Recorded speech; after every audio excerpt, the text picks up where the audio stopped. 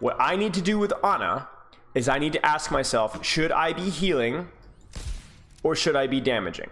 You need to be thinking about, I need to be putting out pressure constantly. And you're not doing that to carry the game or to be like, you know, you're doing that because that's what your team needs. Your team needs you to be doing damage so that they will take less damage. If I should shoot the Genji once or the Tracer once, or put a pot shot in the Zenyatta in the backline, that reduces the damage that my team takes because those targets will have to back up for a little bit. Now they're not putting out pressure, and therefore my team is safer. So for right now, okay, my bot's low, I gotta heal him. But I do not keep healing my bot right now. Do you see this?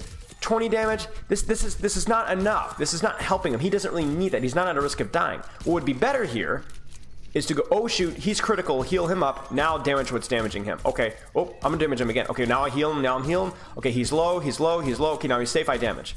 Even if he takes a little bit of damage. Okay, now he's low, okay, we're good. You know, that's the mentality that you have to be at with Ana. And that goes with not just your gun, but also your cooldowns, all right? So healing and damage, making that decision constantly, all right? Sleep dart, do I wanna be looking for aggressive sleep darts? Okay, where I could try maybe get a big kill in the back line or a kill the tank, or is that going to mean that I'm going to die because the Wrecking Ball, Winston, and so on are going to be able to jump me and kill me afterwards, right? That's the question. Do I save my sleep dart to keep myself alive so that I can keep putting out pressure, or do I use my sleep dart aggressively? And so you see how looking at the enemy's composition or looking at the situation, you could decide, do I need my sleep dart to keep myself alive? If not, then I need to be trying to look to use it aggressively. Generally, yes, defensive sleep is going to be better. Heck, you could even take an aggressive position and bait enemies on top of you and have your sleep dart as your get out of jail free card. But your mindset needs to be, do I need to keep it myself alive? If not, I need to be using it offensively. Now, nade is another one a little bit like that. Now, one of the greatest things about these support changes in Overwatch 2 is the fact that I have my support passive, right? So I shouldn't need very often to have to use my nade for self-heal if I'm playing it properly or unless I'm being dove, right? So for nade, very high value on terms of offensive value. Anti-nade not only does damage, but it prevents them from being healed, which generally is more valuable than healing your teammates. So one of the things that separates, really the most important thing that separates Anas from each other is the Anas that are actually able to put out offensive pressure, kill threat pressure with anti-nade without significantly compromising their survivability. You see, if I land a really big anti-nade, but it cost me my life to do that, then it, was that burst of pressure worth me being in spawn for the next 15, 20 seconds, trying to come back to the fight? However, the opposite is also true, where we have Anas playing safe, and missing opportunities to threaten kills on the enemy team, whether it's the DPS, the tank, the supports, or whatever. And by doing so, their team loses the fight because the enemy supports are putting out more pressure than you are. And then now the same thing goes with Nano. The same thing goes with Nano. Do we do it directly and go, bam, get in there, boy, woo, right? And go in there and do a lot of kill pressure on the enemy team. Nice job, Ana. Or do I wait until there's a lot of kill pressure on a specific target and then alleviate that pressure by supporting them, helping them with Nano? Do I Nano to save somebody's life, or do I Nano offensively? It's tricky. Do you see it? Which one's going to get more value? Here's a question for you guys. For me to Nano, why is Nano Winston a good target? Why is Nano Genji a good target? He can get to an aggressive position. Exactly. So when I Nano a Winston, usually I'm not worried that they're not going to be able to get anything out of it. They have mobility, therefore that they can get kill threat with that, right? Even in Nano Reinhardt, sometimes maybe they're too far away, they use charge, or they don't have speed. It's a risk sometimes, right? But in Nano Winston or in Nano Genji, you know that they have the speed to be able to get kill threat with it, right?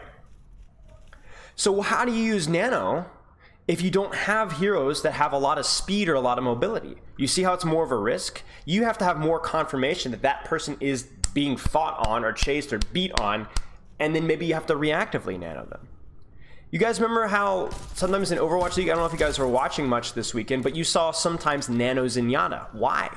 Well, at some point, if you don't have a really aggressive dive tank, it might be better to just go like, I don't want to risk wasting a nano and them just not being able to get to anything out of it. I know they're going for my Zen. They've got dive heroes, right? They're going to go for my Zen. So you know what I'm going to do is I'm going to deny their kill threat on my Zen with the support, with the nano. You know, obviously the fundamentals when it comes to you know, deciding whether to heal or damage, which one's going to put out or alleviate more pressure. Sleep dart, am I going to significantly increase my chances of death by using the sleep dart now and not having it later? Am I missing opportunities to nade offensively? Can I use my nade offensively? And the last one, guys, when it comes to positioning, cover. I know I've said it before, but I'm going to say it for every hero. Cover. There is almost never, ever any downside to cover. Whether you're playing aggressively or defensively, cover is what's going to increase your pressure by keeping you alive longer. It might not always keep you alive forever. You might not be able to play cover all the time, but the priority was whether I'm going in hyper aggressive, I'm going battle Ana, then I'm doing it here. Because this is just allows me to play so much more safe. And the funny thing is if you don't play cover, oftentimes it actually means that you put out less pressure, not just because you die, but like, let's say I'm playing no cover here and I'm like, oh crap, and I'm running away because I'm being shot, because I'm out in the open. When I'm running away, I'm not putting out pressure, right? So when I play cover, I'm not as concerned about being shot, so I can relax, and I could be an offensive-minded Ana because I know there's a significantly less chance of dying. And I start to get shot, I'm fine, and then I can just keep repicking. My whole mindset right now is, can I put out offensive pressure right now? What's the most valuable thing for me to be doing right now? Is it to heal my Cassidy, who's at 177 HP, or is it to shoot/nade this Junker Queen that's trying to provide pressure onto my Cassidy? What's better right now? It's tricky, isn't it? It's tricky. Shoot Queen, sleep Queen, nade Queen. Maybe put one shot in my Cassidy. Maybe put a couple shots. Maybe try and go for the sleep nade shot on the Queen and then try and heal my Cassidy immediately afterwards. You guys see what I'm saying, though? This is what we have to be looking for. Today, I'm not going to tell you exactly how to play the hero.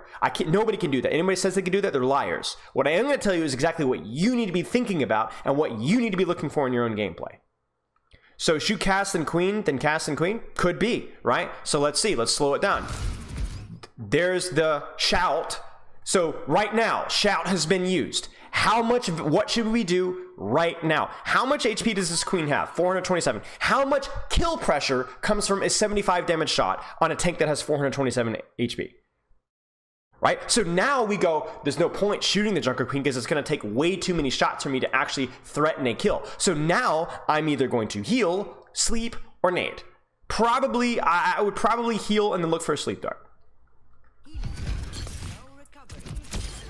Okay, great job. Not executed perfectly, but the heal and the nade not only kept your Cassidy alive, but you just punched that Junker Queen right in the face.